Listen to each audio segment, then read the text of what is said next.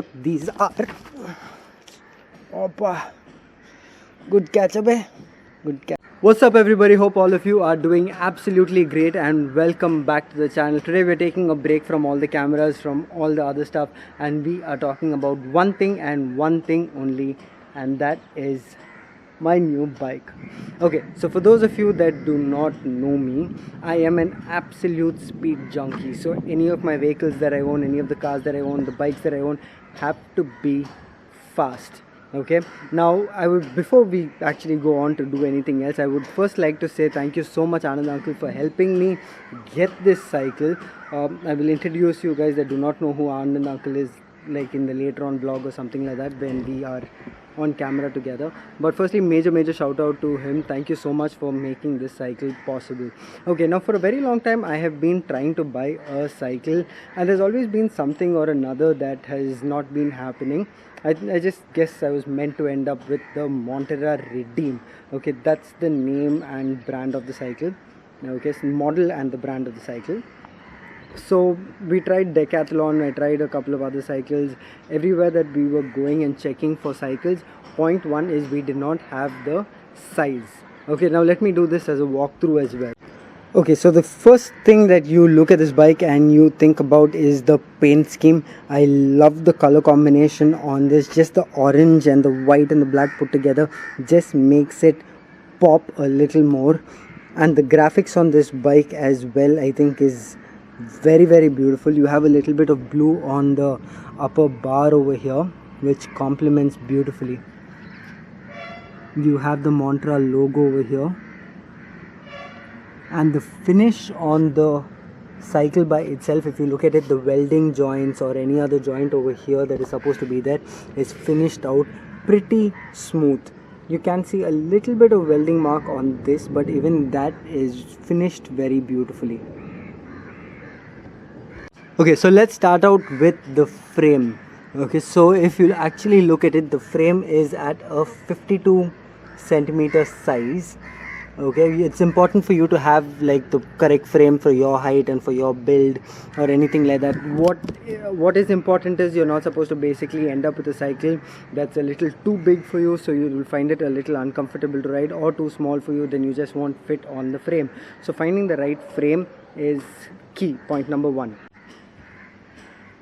So the first thing on the bike is the frame. The frame is a 520 mm or a 52 centimeter hardtail frame, which is aerodynamically designed to go fast. Everything about the frame of this bike is meant for speed. Okay, there are a lot of other bikes which are meant for endurance. Endurance generally means going over a longer distance or cycling over a long distance. Normal cycles are race cycles that are basically built to have like an all-around aspect of it. This particular bike is designed purely for speed. Okay, so you get a sticker on this over here that says 52 centimeters, which is also 520 mm. Okay, so this frame was meant for somebody of my height. Now if you take me into consideration, I am a 6 foot tall person, so I need a slightly larger frame. There are frames that are meant for smaller size people, and there are frames that are meant for larger size people. This particular frame suited me the best. So let's take a closer look at the handlebar. Now the handlebar is called a bull type of a handlebar, basically because of the horns in front, which you can hold on to while you are going really fast, that is, and you do not need the brakes to stop. Okay, so the brake levers are Trek Pro brakes, which are situated on the side of the handlebar. Okay, so you have the back brake here and the front brake over here, and this is to shift your gears. Now this controls the back derailleur and this controls the front derailleur. So when you are actually in full speed or a full time trial mode, all you need to do is rest your arms on this. So once you rest your arms on that, you get into basically a more aerodynamic situation where your head is really low and your back is really curved, which enables you to go much faster than a normal bike. Okay, so the handlebar and your gear shifting and everything got to do with this area of the bike put together is known as a cockpit in pro cycling terms. Let's take a closer look at the brakes on this bike. Now this is a rim brake setup. You do get a lot of cycles nowadays with disc brakes for road bikes as well. Now the whole purpose of sticking to rim brakes is to keep the entire bike light. Now with disc brakes and then the fluid for the disc brakes or a cable for the disc brake or the levers, everything put together adds more weight. The basic idea of this cycle is to keep it light and fast. So the back brake is also a Promax caliper.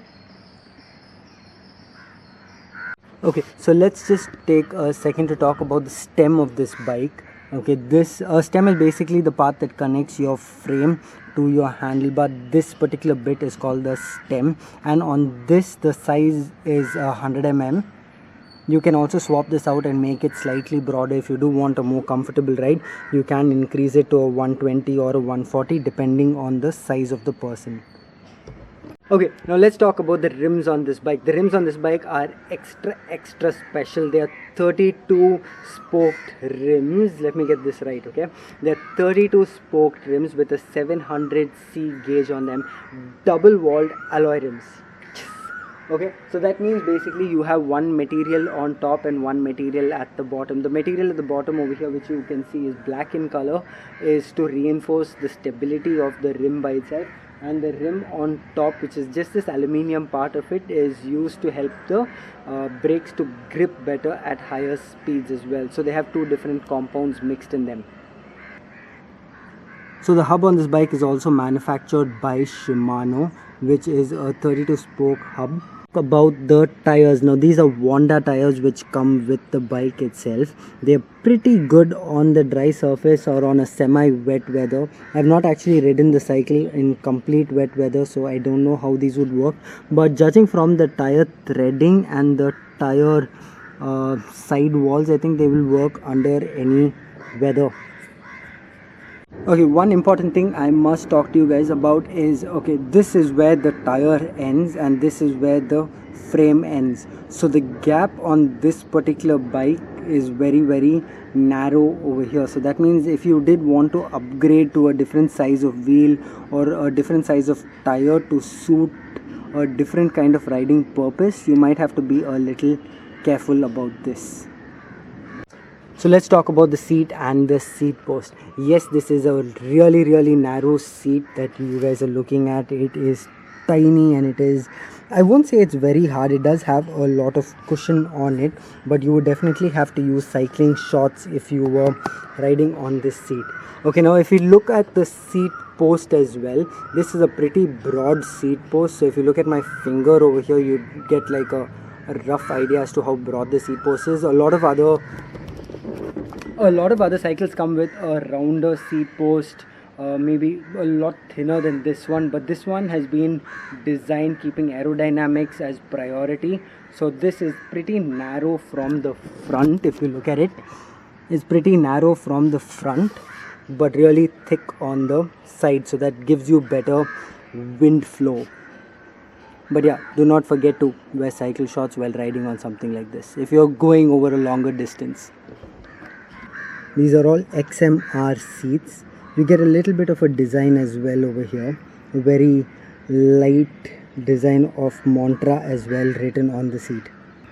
Okay, so let's quickly take a look at the crank set over here. The crank set is a fixed type of crank set. You have two sprockets in the front over here. The larger one is a 50 tooth and the smaller one is a 32 tooth. The larger one you would probably use on a lot of flat surfaces to go a little faster, and the smaller tooth comes into play when you are climbing hills or any kind of incline if you want to do more rotations per minute. Okay, you have 9 sprockets at the back. 9 into 2 is basically 18 speed bike, which starts off at 11 tooth, which is your smallest tooth over here, and goes all the way up to a 28 at the rear. So basically if you were to do more rotations with much less resistance, this is what you would have to use, and if you would like to go really fast, this is what you would be using. Okay, now the one thing about gear ratios are it depends from person to person on what kind of gauge they can pull or what kind of power they can give out through their legs and stuff like that. So it's a very personal preference. Some people like to do a lot more rotations than actually use power to make them go faster. I'm somewhere in between. Now this is the back derailleur. Now the back derailleur basically helps you shift through gears. This is a Shimano Sora set, which comes in towards the slightly higher category of gear shifters. The front end is also a Shimano Sora. This helps you shift between the cranks in front. So the pedals that come along with this bike are plastic pedals. Okay, but one thing about these pedals are they do have really nice gripping teeth at the ends over here, so it does not let your shoe or your leg slip even if you were trying to put a lot of force on them. Before I forget, you see this part over here, the cable runs into the frame itself.